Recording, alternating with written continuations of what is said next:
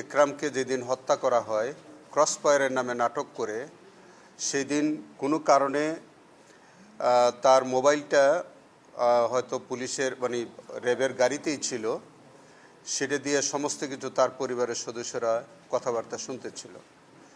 এবং কাউন্সিলর একরামের মেয়ের সাথে কথা হচ্ছিল, মেয়েকে বলছিল যে বাবা দোয়া করো। মেয়েটা এরকম বলছিল যে বাবা কি হয়েছে, তুমি যে কাঁদছো।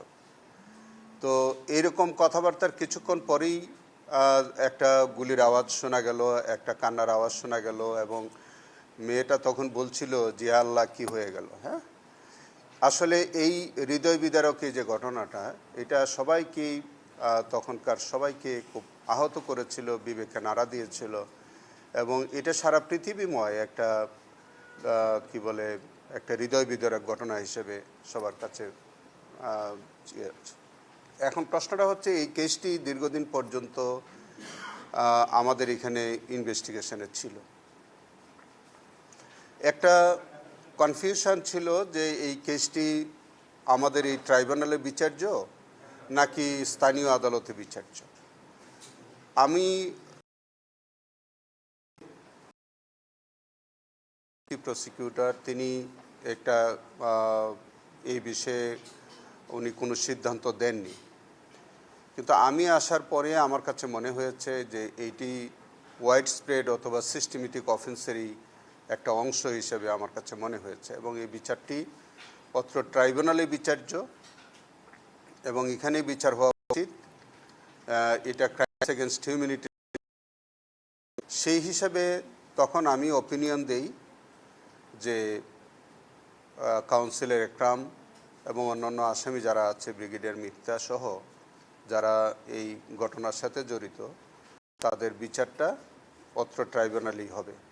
এবং সেইভাবে আমি আমার অপিনিয়ন দেওয়ার পরে আমরা তদন্ত রিপোর্ট, পূর্ণাঙ্গ রিপোর্ট সাবমিট করা হয়। সেখানে আমি ফর্মাল চার্জ দাখিল করি।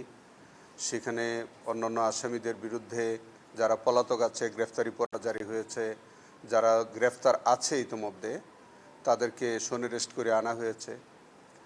এবং সেভাবে দেখবেন যে আজকে ব্রিগেডিয়ার মেফতাকে প্রোটেকশন ওয়ারেন্ট দিয়ে আনা হয়েছিল, তাকে জেল হাজতে পাঠানো হয়েছে। কয়েকজন আসামি যেমন সাবেক এমপি বদি সহ কয়েকজন এখনও পলাতক আছে, তাদের বিভিন্ন রকমের এক্সিকিউশন রিপোর্টের অপেক্ষায় মামলাটি আছে, এবং আগামী 7 তারিখে এটার পরবর্তী তারিখও ধার্য করা হয়েছে। আসামি পক্ষ একটি আবেদন করেছে, আমি যতটুকু আমার কাছে একটা কপি সার্ভ করেছে, তারা বলতে চায় যে এই কেসটি এখানে হবে না, এটা স্থানীয় আদালতে হবে। আমরা এর বিরোধিতা করি।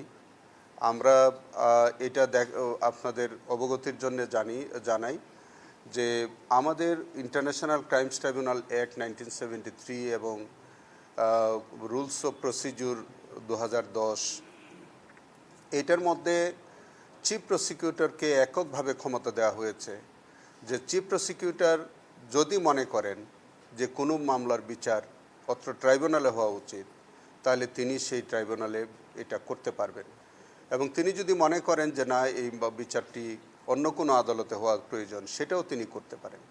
তো আজকে এই কাউন্সিলর একরাম হত্যা মামলায় আমি পুঙ্খানুপুঙ্খভাবে এটা বিচার বিশ্লেষণ করেছি, রিপোর্টটা আমি দেখেছি, সাক্ষ্য প্রমাণ দেখেছি, ঘটনাটা আমি পর্যালোচনা করেছি। কাউন্সিলর একরাম হত্যা মামলা এটা একটি ইন্ডিভিজুয়াল ঘটনা নয়, এটা কোনো বিচ্ছিন্ন ঘটনা নয়। আপনারা যদি দেখেন যে কাউন্সিলর একরামকে যখন ক্রসফায়ারের নামে তাকে মাদক কারবারি হিসেবে আখ্যায়িত করে, তাকে যেভাবে ক্রসফায়ারে নাটক করে হত্যা করা হয়েছে, তখনকার সময়ে বাংলাদেশে অসংখ্য এরকম ঘটনা ঘটেছে, একই প্যাটার্নে, একই সিস্টেমে, এবং সেটা ওয়াইড স্প্রেড ছিল। এটা সারা বাংলাদেশে একই প্যাটার্নে কিন্তু এই হত্যাকাণ্ডগুলো সংগঠিত হচ্ছিল। এই হত্যাকাণ্ডগুলোর পিছনে রাষ্ট্রীয় পৃষ্ঠপোষকতা ছিল, তৎকালীন সরকার প্রধানের ইচ্ছা অনিচ্ছা ছিল, এবং এমনকি যে তখনকার সরকার প্রধানের যদি নিজের দলেরও কোনো ব্যক্তি তার মতের বাইরে যেত, তাকেও কিন্তু একই প্যাটার্নে, একই সিস্টেমে এনে তাকেও হয় গুম করা হতো, তুলে নিয়ে যেত, ফোর্স এনফোর্সমেন্ট ডিজেপিআর করতো, অথবা তাকে ক্রসফায়ারের নামে মেরে ফেলে দিত, এরকম হতো। এবং কাউন্সিলের একরাম হত্যা মামলাটা কিন্তু এরকমই একটা ওয়াইড স্প্রেড এবং সিস্টেমেটিক অফেন্সের একটা পার্ট অফ অফেন্স। তো সেই কারণে এটা অ্যাবসলিউটলি কাউন্সিলের একরামুল হত্যা মামলাটি আমাদের এই ট্রাইব্যুনালে বিচার্য, সকল বিচার বিশ্লেষণে তাই মনে হয়েছে। এখন আমাদের বিষয়টা হচ্ছে যে আমাদের ওখানে এই মামলাটির বিচার হবে, তবে হ্যাঁ, বিচারের যে কোনো পর্যায়ে যদি এটা মনে হয় যে এই বিচারটি আমাদের এখানে যথার্থ হয়নি, সেটা কিন্তু তখনও আমাদের অন্য আদালতে যাওয়ার সুযোগ আছে। তবে আমি একদম দৃঢ়ভাবে বলতে চাই যে এইটি আমি সকল বিচার বিশ্লেষণ করে এবং অন্যান্য যে ঘটনার সাথে আমি টালি করে আমি দেখেছি যে তৎকালীন সময়ে এই র্যাব কর্তৃপক্ষ যারা আজকে এটা আসামি হয়েছে তার নেতৃত্বে আরও অসংখ্য ঘটনা ওখানে ঘটেছে, এবং একই ব্যক্তিরা তারা কি প্যাটার্নে অনেক পরিবারের সদস্যদেরকে তুলে নিয়ে আসছে, ক্রসফায়ারের নামে হত্যা করেছে। তারই part of wide spread and systematic offence হিসেবে কাউন্সিলের একরামের হত্যাটা একটা অন্যতম ঘটনা। এটা শতভাগ এই ট্রাইব্যুনালে বিচার্য এবং এই